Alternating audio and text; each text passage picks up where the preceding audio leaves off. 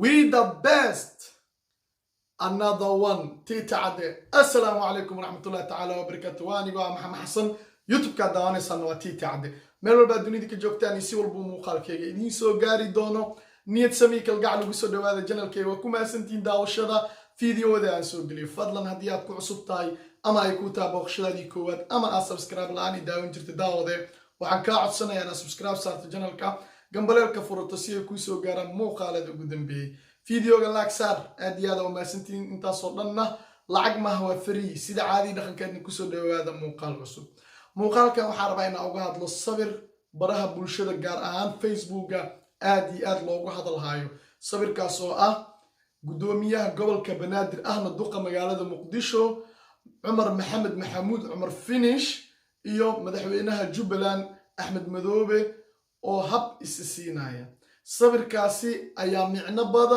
badan ka dhex dhaliyay baraha bulshada dadka Soomaaliyeedna fikirado kala duwan ka bixinaya inkastoo dad qaar siyaawooyin ama qabyaalad iyo waxyaalahaas ila aadayaan balse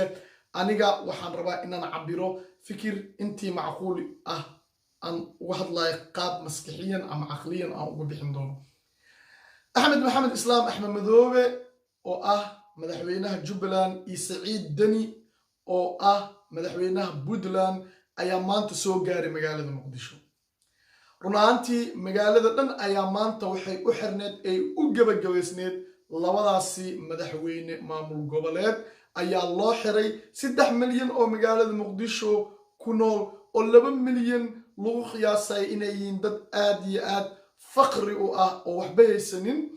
ayaa maanta waxaa ka xirnaa wadooyinka magaalada Muqdisho. Isku socod ma jirin ilaa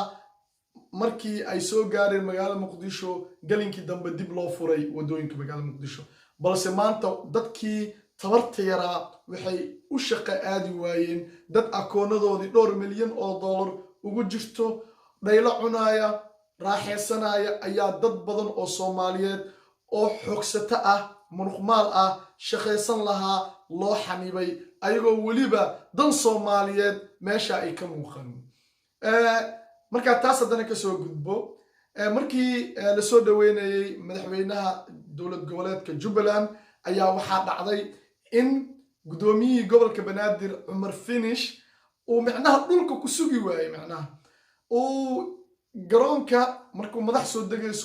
waa la sugaa markay soo degtaan rooga cas loo dhigo ay soo tilaabsadaan kadib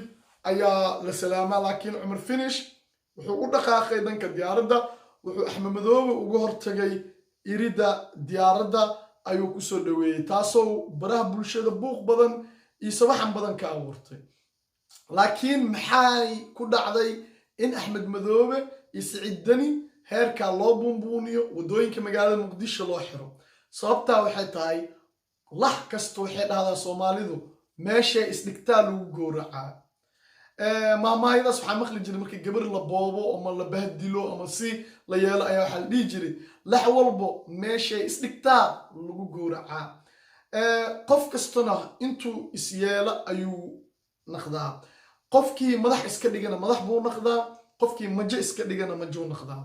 libaax qofkii iska dhigana libaax buu ahaadaa, qofkii bisad iska dhigana bisadiisuu joogaa. marka Axmed Madoobe iyo Saciid Dani waxay mowqif adag ka istaageen dowladda federaalka Soomaaliya ee uu hogaamiyo Maxamed Cabdullaahi Farmaajo. isbedel kasto iyo qaab kasto uu raggaasi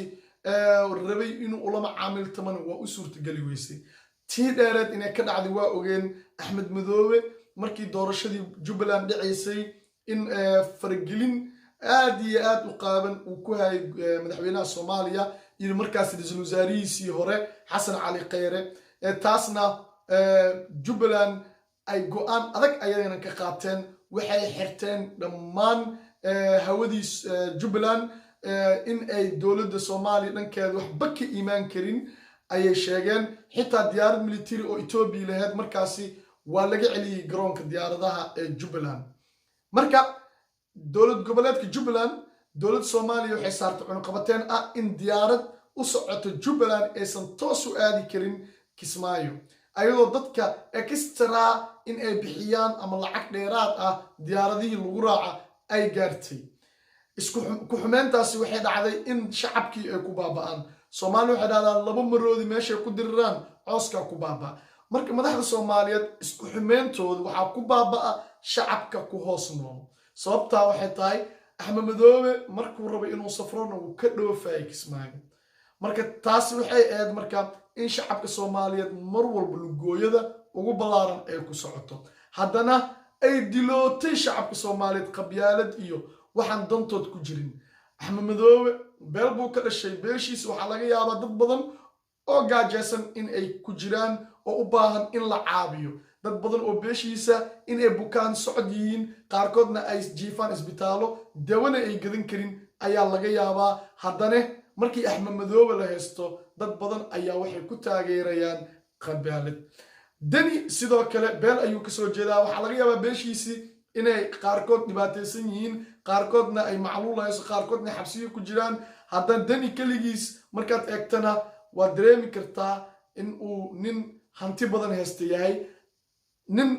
reerkiisu halaas ugu deeqa asigoo la dhahayana ma maqlaysid sidoo kale Axmed Madoobe $2 milyan ayuu haystaa lagama yaabo in aad maqasho Axmed Madoobe ayaa maanta beeliisi ama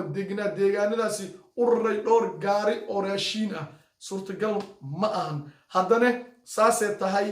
qabyaalad ayaa dadkii ayagoo gaajo hayso geed hoostiis fadhiyo baay dilayso waxay ka fikirayaan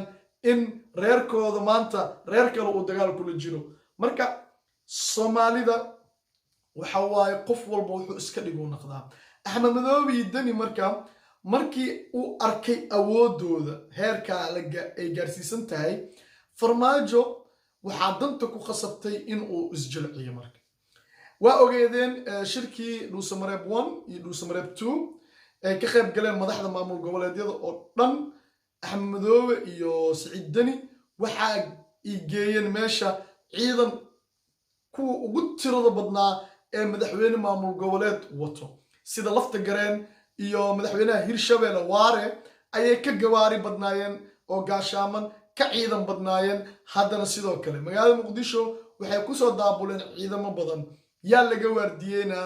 yeesayihiin ma dad aan Soomaali ahayn miya ma madaxweynaha Mareykanka oo ciidamo Amerikaan ah iska soo hormariyay miya aniga arinta waa fahmi waayay haddana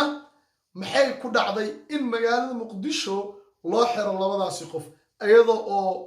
ay yihiin dad Soomaaliyeed maanta ay ku filan tahay in gabaarida aan xabada karin way buuxaan magaalada Muqdisho in la saaro kadibna meeshii loo galbi lahaa loo galbiyo laakiin ummadda dhan loo gabagabay saaka la yiraahdo magaalada Muqdisho dhaqdhaqaaq ma leh waxaa imaanaya Axmed Madoobe iyo Siciid Dani marka Cumar Finish waxaa adduunyada inta badan ugu maamuus badan ama ugu ixtiraam badan booqashooyinka madaxda boqortooyada Ingiriiska Queen Elizabeth markii la soo dhaweynayeen qof walba wuxuu ku sugaa diyaaradda hoosteeda qof diyaaraddu inta ugu kor habsiyo ma jirto marka Cumar Finish wuxuu fahmin maqaamka uu taagan yahay heerka uu yahay siyaasadda naftirkeeda haddii aadan ku soo galin aqoon ee aad ku soo gasho 2 gawaari oo technical inaad yeelato kadibna dagaal beeleed gasho haddii aad ku soo gasho waxaad iloobaysaa waxa adiga aad tahay haddii aad shalay ahayd macnaha kabaqaad hogaamiye kooxeed Muuse Suudi Yalaxow maanta waxa u maleynaysaa in aad meeshii taagantaa weli inaad tahay kabaqaad marka taas ayaa ilowsiisay inuu yahay gudoomiyihii gobolka Banaadir iyo duqii magaalada Muqdisho taasaana sababtay in Axmed Madoobe oo maanta uu ugu koro diyaaradda uu ku sugi waayo dhulka dad badan oo beesha uu ka soo jeedo Cumar Finish ka tirsan ayaa maanta Facebook tacsi u taalay qaarkood ayaa dhahay miyaan la kaftami karnaa maanta wiil oo Axmed Madoobe adeer u yahay absolutely lama kaftami kartid maxaa yeelay Axmed Madoobe libaax waaye libaaxna marna bisad ma naqanayo libaax waa libaax danina waa sidoo kale libaaxyadii ayaa maanta Muqdisho yimid bisaday xalkiina Allah og tan iyo kulantideena dambiyaa si kale la arkin de xaaladaaba saas iska noqotay in maanta Soomaalidu qofkii macnaha sharfo oo dhaho walaalo maya laakiin qofkii dhaho way ka gambataa qofkii cod dheer ku hadlo waa ay siiyaan xaqiisa qofkii dhoo afdaboolan dahabne waxay yidhahdaan kan waa 4.5 laakiin ninkii dhoo waxaygaan rabaa miisaana iga maqan saasaan rabaa meelaa xirana maanta waa lasoo dhaweynaa waxaa loo sameynaa soo dhaweyn heer sare jididkaa loo xiraa marka adigaa idaawanaya kaligaa is-sharaf naftaadana sharaf qabiil kuuma maqno qof kalena kuuma maqno naftaadaad mas-uulka tahay adigaa dhimanayo god galaya kaligaa qof kula gelaysa male noloshaadana adigaa iskale adigaa keligii raaxaysanaya qof kaliyuu kugu raaxaysan ee naftaada u raaxayso tan iyo kulantideena dambe waa tiiti cadoo idin leena